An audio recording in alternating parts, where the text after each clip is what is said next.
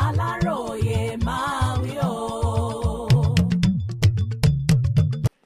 Tinubu ti sọ̀rọ̀ lórí Ọbáfẹ́mi Hamzat tó fẹ́ dupò gómìnà Èkó.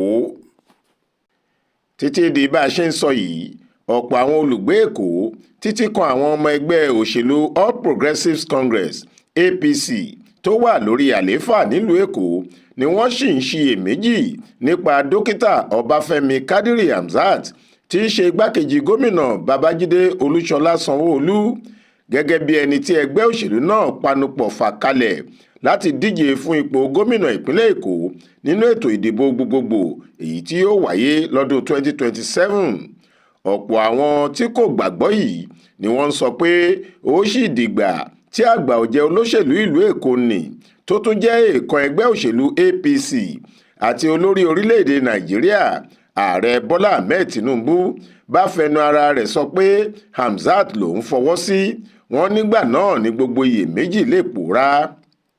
Ní báyìí, ẹ̀kọ́ ti ṣojú múmu fún Ọbáfẹ́mi Hamzat lórí ìfẹ́ ọkàn rẹ̀ láti díje. Tinubu ti sọ̀rọ̀, ó sì ti jàn án lóǹtẹ̀. Ó ní èrò àti ìpinnu òun kò yàtọ̀ sí tàwọn tó ti fọwọ́ sí Hamzat yìí.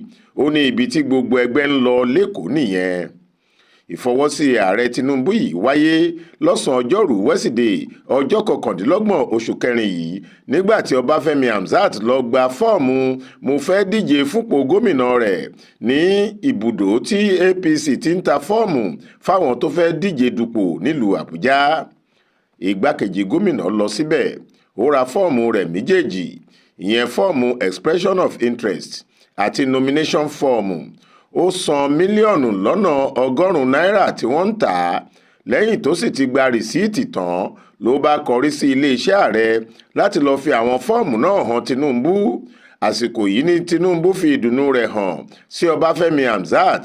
Ó wúre fún un, ó sì fi dá a lójú pé òun fọwọ́ sí bó ṣe jẹ́ pé òun ni àwọn àgbààgbà ẹgbẹ́ APC Èkó fà kalẹ̀. Hamzat nìkan kọ́ ló lọ yọjú sí Tinubu. Ọ̀gá rẹ̀ Babájídé Sanwó-Olú tẹ̀lé e lọ. Bákan náà ni olórí àwọn àgbààgbà ẹgbẹ́ APC Èkó, bàbá àgbà Tajudeen Olùsì. Àwọn méjèèjì ni wọ́n dúró sọ́tún àti òsì ààrẹ Tinubu nígbà tí wọ́n fẹ́ ya fọ́tò kó tó ṣẹ̀ṣẹ̀ wá kan ọmọ oyè fúnra rẹ̀ Ọbáfẹ́mi Hamzat. Àwọn míì tó tún wà níbẹ̀ ni olórí àwọn òṣìṣẹ́ ààrẹ ọ̀gbẹ́ni Fẹ́mi Gbàjàbíàmílà, sẹ́nétọ̀ tó ń ṣojú àwọn èèyàn ìlà oòrùn Èkó Tókunbọ̀ Abiru, mínísítà fún ètò ààbò nígbà kan Alhaji Musiliu Ọbaníkòró àti àgbà ẹgbẹ́ míì Ganiyu Solomon tí wọ́n ń pè ní Ghost àtàwọn míì. Nínú àtẹ̀jáde ṣókí kan tí olùdámọ̀ràn pàtàkì sí ààrẹ lórí ètò ìròyìn àti ọgbọ́n inú ọ̀gbẹ́ni Báyọ̀ Ọ̀nànúgà fi léde lẹ́yìn ìṣẹ̀lẹ̀ ọ̀hún, ó kéde pé pírẹsidẹ́ǹtì Tinubu ti fọwọ́ sí Ọbáfẹ́mi Hamzat gẹ́gẹ́ bí olùdíje fúnpò gómìnà tí gbogbo ẹgbẹ́ APC Èkó panupọ̀ yàn níbi ìpàdé kan tí ààrẹ ṣe pẹ̀lú ìgbìmọ̀ àwọn àgbààgbà ẹgbẹ́ APC Èkó, èyí tí ọmọọba Tajudeen Olúyọ̀lé Olùsì àti gómìnà Babájídé Sanwó-Olú léwájú wọn. Bẹ́ẹ̀ ló gbé àwọn fọ́tò oríṣiríṣi tí wọ́n yà níbẹ̀ sí i. Lẹ́yìn ètò náà, pẹ̀lú ìdùnnú ńlá ni Hamzat fi bá àwọn oníròyìn sọ̀rọ̀ níléeṣẹ́ ààrẹ lórí ìtẹ́wọ́gbà rẹ̀ yìí. Ó ní àwọn tẹ́ ẹ rí wọ̀nyí, àwọn yìí ni wọ́n ń pè ní bàbá àti adarí. Wọ́n ti ṣe ọ̀pọ̀lọpọ̀ ọdún kérésì láyé, ọ̀pọ̀ ọdún iléyá sì ti ṣojú wọn. Wọ́n ti ní ìrírí, nítorí ẹ̀ ní inú mi ṣe dùn pé èmi ni wọ́n mú wá fi hàn ààrẹ gẹ́gẹ́ bí ẹni tí wọ́n yàn, tí ààrẹ sì fi tẹ́wọ́ gbà mí tó ṣàdúrà fún mi.